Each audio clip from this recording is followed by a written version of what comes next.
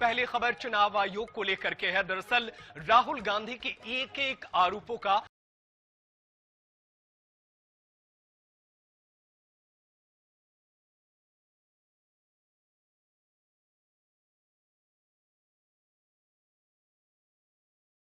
आज चुनाव आयोग ने जवाब दिया है।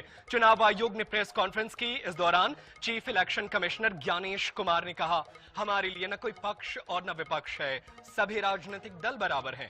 वहीं उन्होंने आगे कहा कि अगर सही समय पर त्रुटि हटाने का आवेदन न हो और फिर वोट चोरी जैसे गलत शब्दों का इस्तेमाल कर जनता को गुमराह किया जाता है तो ये लोकतंत्र का अपमान है। कुछ मतदाताओं ने वोट चोरी के आरोप लगाए, सबूत मांगने पर जवाब नहीं मिला।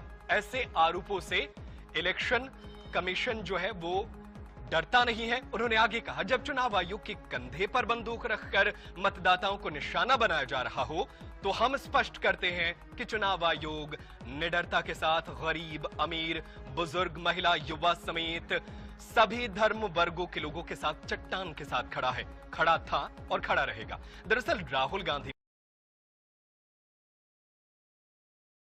7 अगस्त को इलेक्शन कमीशन पर वोट चोरी के आरोप लगाए थे।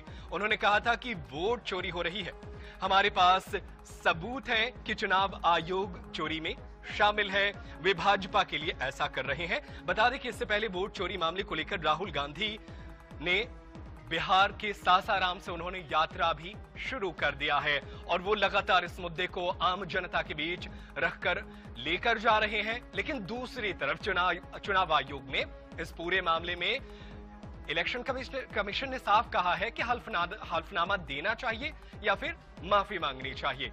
न पक्ष न विपक्ष चुनाव आयोग के लिए सभी बराबर है। तो लगातार सवाल उठ रहे थे कि चुनाव आयोग कब तक इस पूरे मुद्दे पर अपना जवाब देगा। तो आखिरकार आज चुनाव आयोग मीडिया के सामने आया और सामने आकर उसने एक एक सवालों का जवाब दिया और बताया कि राहुल गांधी के आरोप जो है उन आरोपों में कोई तथ्य नहीं है, वो बिल्कुल भी गंभीर आरोप नहीं है और इन बातों के साथ ही राहुल गांधी के आरोपों को खारिज कर दिया गया। इलेक्शन कमीशन ने कहा कि राहुल गांधी को माफी मांगनी चाहिए।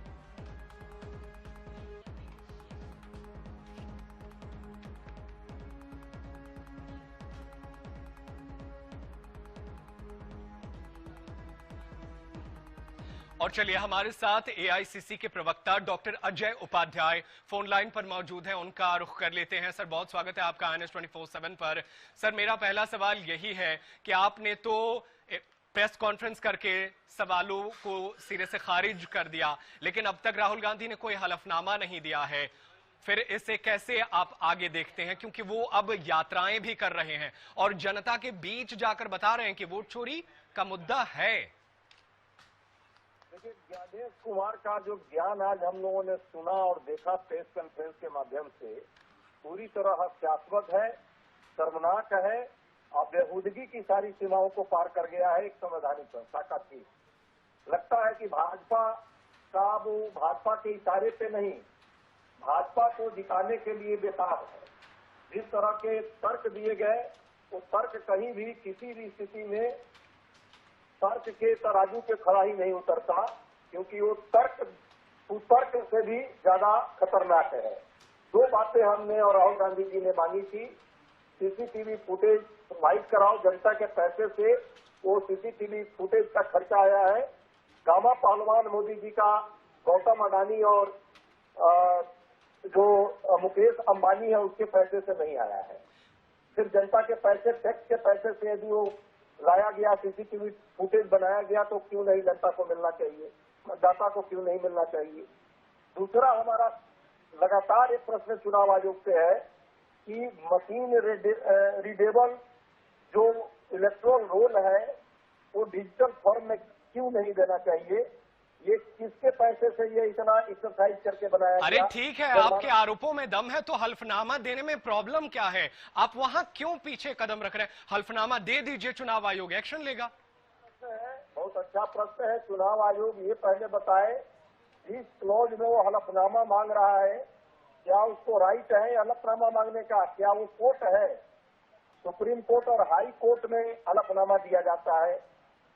जो वोटर का यदि कोई शिकायत है तो वोटर स्वयं इलेक्शन लेकिन होने किसी से भी चीज की एक प्रक्रिया होती है ना सर, लिखित में जब तक नहीं देंगे तो एक्शन कैसे लिया जाएगा? कहीं पर भी तो लिखित होनी चाहिए ना, या कैमरे के सामने बोलकर निकल जाएंगे बस? यही तो मैं आपको बताना चाह रहा हूं कि 23B के तहत 23B जो नियम है उसके तहत 30 दिन के पहले हलफनामा लिया जा सकता है। तो ये हलफनामा ही गलत मांग रहा है चुनाव आयोग, एक उसमें लगे। ठीक है जी।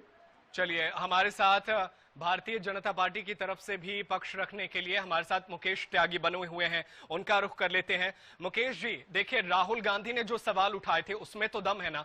किसी एक फ्लैट में, एक घर में 80-80 वोटर तो होते नहीं है ना? ये तो सच्चाई है। क्या इसे चुनाव आयोग को ठीक नहीं करना चाहिए?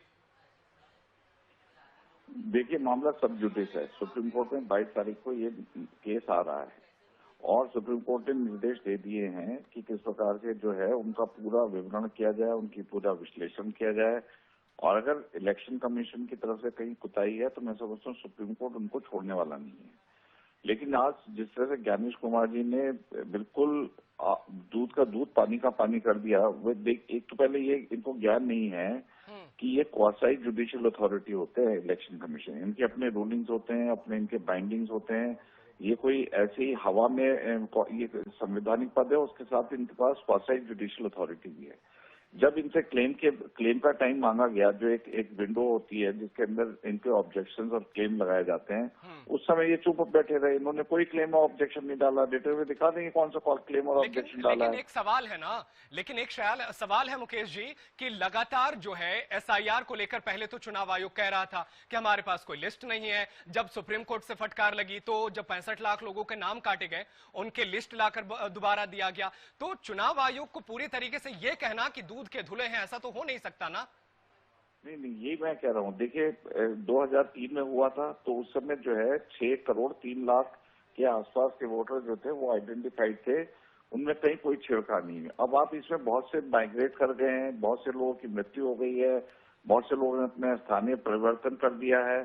तो उसको लेकर के ठीक है, 63 करोड़ लोगों को डिलीशन की बात की गई, तो उन्होंने लेकिन फिर मौका दिया है। अगर वो ये पब्लिश किए जाएंगे, अगर किसी का गलत डिलीशन हुआ है तो वो आगे आकर के इनके इलेक्शन कमीशन को आगे उसको रेक्टिफाई कर सकता है। लेकिन ये कहना कि सब ये चोर है, वोट चोरी है, ये क्या बचकानी मतलब बातें कर रहे। लीडर ऑफ अपोजिशन है राहुल गांधी, एक संवैधानिक मतलब इतनी बड़े देश के 140 करोड़ के लीडर ऑफ अपोजिशन है। कोई भी बात कहें जरा गंभीरता से कहें।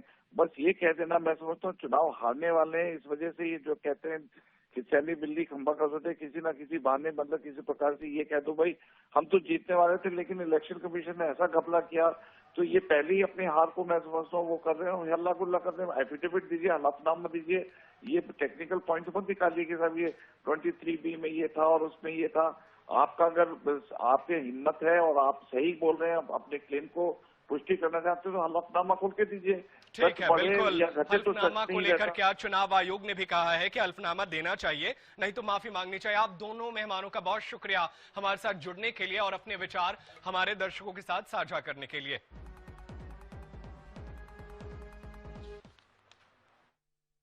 चुनाव आयोग के लिए न तो कोई विपक्ष है, न तो कोई पक्ष है, सब समकक्ष हैं। चाहे किसी भी राजनीतिक दल का कोई भी हो, चुनाव आयोग अपने संवैधानिक कर्तव्य से पीछे नहीं हटेगा।